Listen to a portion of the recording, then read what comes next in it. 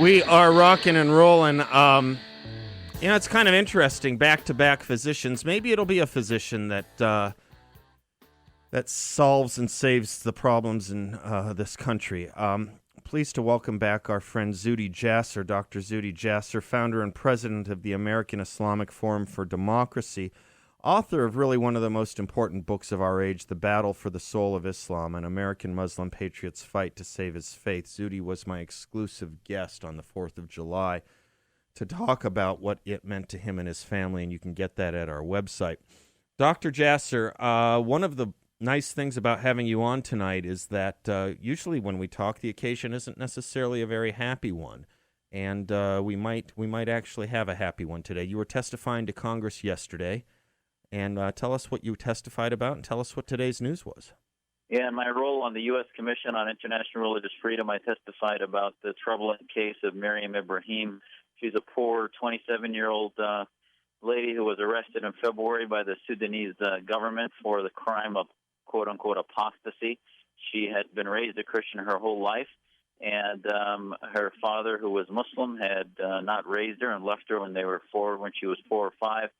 And one of the family members had some type of axe to grind and had her arrested by the government, and she was put in prison. She ended up delivering her second baby. Her other child's 20 months old.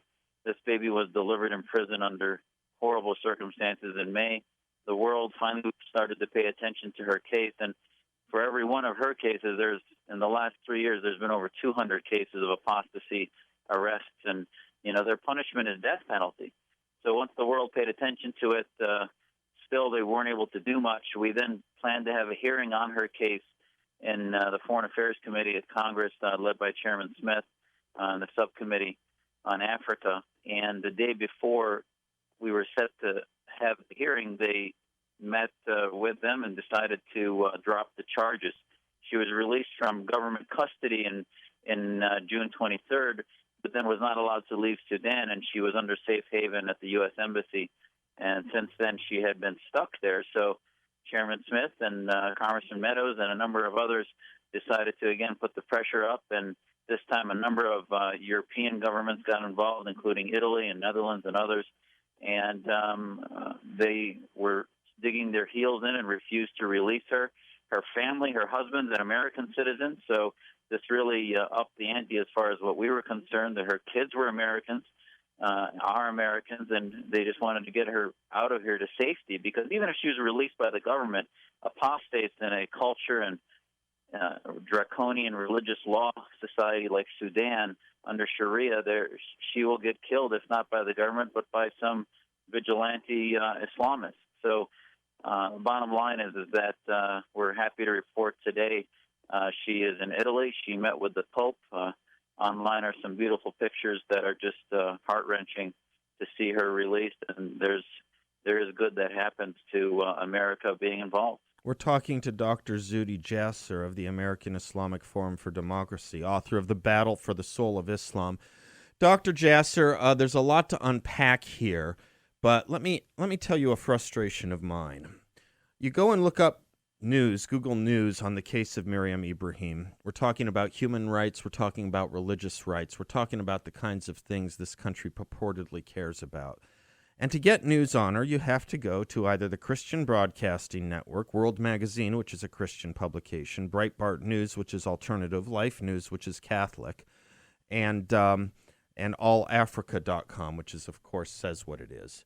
The New York Times will not cover this, nor had I heard the president ever mention her name. Now, I talk about that. I mention it as a frustration because this is another thing we know what works. When you and Congressman Smith and your handful of others decided to make a case of Meriam Ibrahim, she ultimately was released. This is a page you guys are doing not in the government, what the government under Ronald Reagan did with those suffering human and religious liberties violations in the Soviet Union.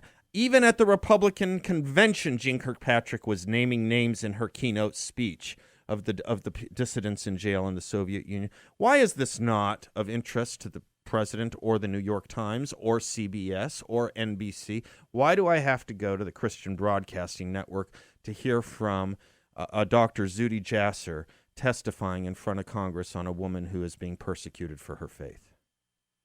That's a great question. And, I think that's, if people could look at my testimony at the website for the Foreign Affairs Committee, a number of the members asked that of me and said, what, why hasn't, here, they said, here you are as a Muslim, and yet a lot of this work gets portrayed just as helping Christians. And, they asked me, Zuhdi, is this true? And my response was absolutely not. The wisdom of the International Religious Freedom Act was that the America advancing liberty is what ultimately will protect the religious freedom rights, and that's why we consider religious freedom to be the first freedom in America, is that countries that protect religious freedom do better, more prosperous, and more free, and those that don't deteriorate into countries like Saudi Arabia and Iran. And, I'll tell you, as a Muslim who Sunnis are a majority in many Muslim countries, the plight of minorities is often the canary in the coal mine for what the plight has been for many of us dissenting voices within the majority that are no different than the minorities, but yet we're not considered a minority. And, the bottom line is that the left, unfortunately, as the Wall Street Journal and Henninger talks about today, and it says, the president tells the world, drop dead. He's basically saying, you're on your own. We're not going to be involved. And the era in which America felt a moral obligation to fend for those who would be devastated by oppression and dictatorships and theocracies, we don't seem to be defending their rights. And if anything came out of the testimony yesterday and her plight and her release today, I hope people realize that it's not just about these one-offs. It's not a one case. Right. This is a sign of a tip of the iceberg of a society, a country that Bashir put into place, a Sharia law that comes out of Saudi Arabia that treats everybody who doesn't agree. Muslims, there are more Muslims in jail for apostasy in Sudan than there are Christians, because Muslims like me are considered apostates, and it's a sign of a society. I fear for these Muslim countries when Christians actually do end up disappearing and they're on their way to being genocidally disappeared in every one of the countries, as Jews have disappeared in those countries. There will no more be any test mechanism to test them and how they treat minorities, which will be the end of freedom. Wow, I want that, Bill. I want you to that's a powerful testimony, Dr. Jasser. Well, I mean, Meriam Ibrahim owes her freedom to people like you. You know the adage, of course, from the Quran as well as the Talmud, because of you being a physician, that he who saves one life is as if he has saved the whole world. But it's also true in the work you do for our body politic, Dr. Jasser. I want to thank you on behalf of all those who are living under persecution for your strong voice in the absence of our governments, which used to have a strong voice on these issues. We have a short segment coming up on the other side of this. I want to ask you a quick question or two about Hamas. You had a pretty provocative post calling Hamas a terrorist organization, which is, if you were in Europe, I probably couldn't have gotten posted.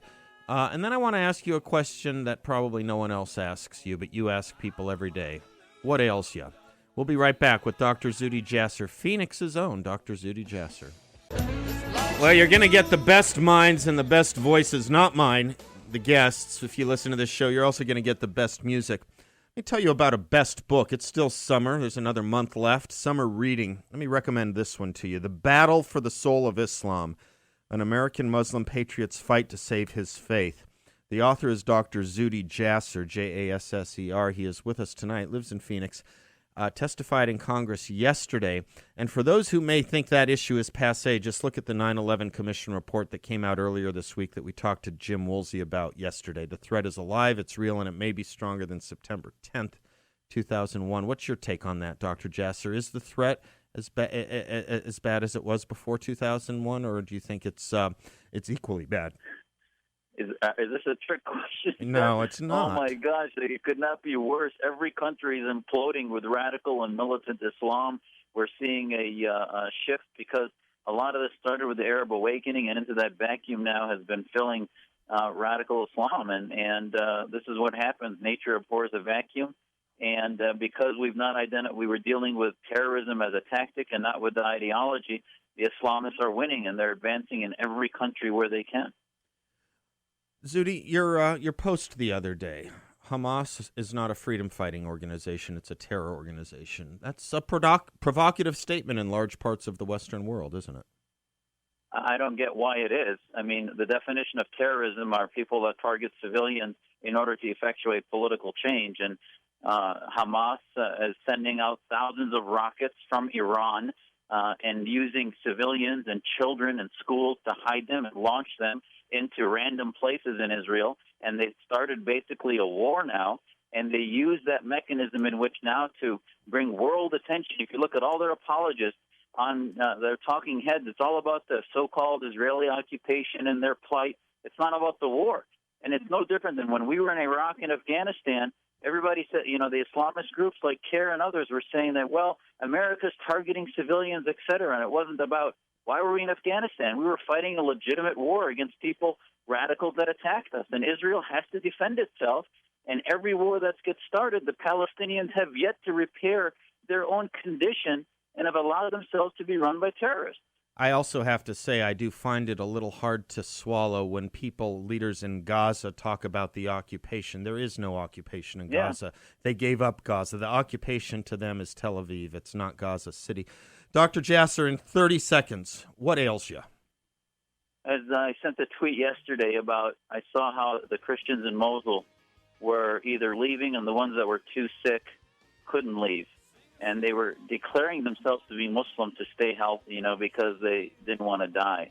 I just read that and said, in this month of Ramadan, when are Muslims going to wake up that cannot be our legacy? And that I can't tell you how sick that makes me. Dr. Zuhdi Jasser, founder and president of American Islamic Forum for Democracy, author of a very important book, The Battle for the Soul of Islam, an American Muslim patriot's fate to save his faith. Will you join us again soon?